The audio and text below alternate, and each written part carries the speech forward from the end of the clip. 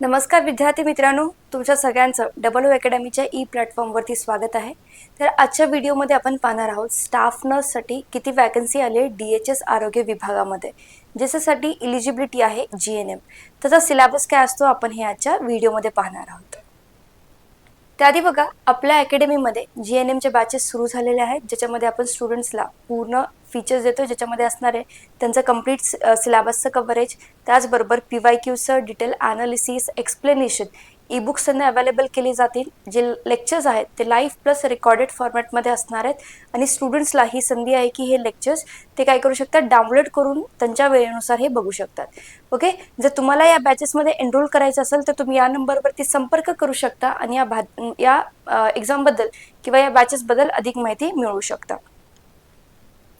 इथे बघा, जे DHS आरोग्य विभागामध्ये भरती येणार आहे, ओके, त्याच्या वॅकन्सी लिस्ट आली, त्याच्यामध्ये 6236 जागा आहेत. ओके, त्यामध्ये स्टाफ नर्सच्या असणार आहेत 1414.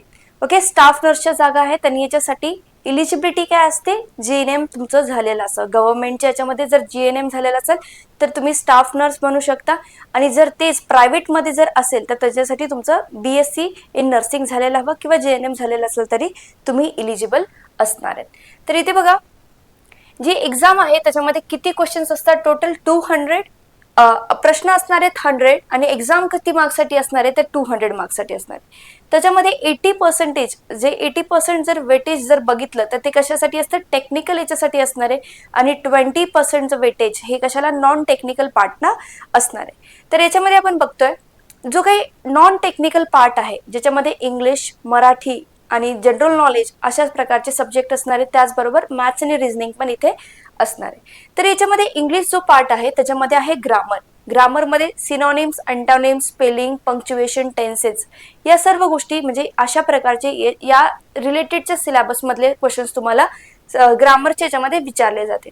वोकॅबलरीमध्ये idiom, phrases and their meaning, म्हणजे इडियम्स आणि फ्रेजेस काय आहेत, त्या म्हणी काय आहेत इंग्लिशमधल्या आणि त्यांचे अर्थ काय आहेत तुम्हाला इथे सांगायचंय.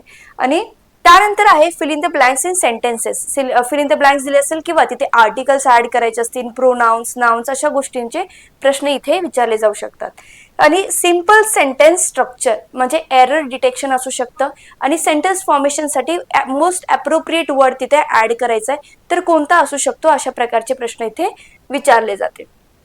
त्यानंतर बघा, मराठीचा जो पार्ट आहे याच्यामध्ये काय, मराठी व्याकरण, भाषा संदर्भ, त्यानंतर आहे प्रसिद्ध पुस्तके आणि लेखक. जनरल तुम्हाला जे वेल नोन पुस्तक असू शकतात त्याच्याबद्दलही विचारले जाऊ शकता किंवा त्या रिसेंटली जर अशी करंट कोणतं असं वेल नोन पब्लिश झालेलं असेल एखादं पुस्तक त्याच्या रिलेटेड तुम्हाला क्वेश्चन इथे विचारला जाऊ शकतो.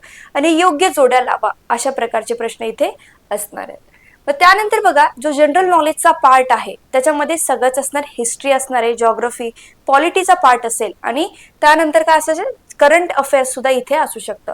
करंट अफेअर्स ज्याच्यामध्ये कशामध्ये इंडिया आणि महाराष्ट्र दोघांचं करंट अफेअर्स तुम्हाला विचारलं जाऊ शकतं.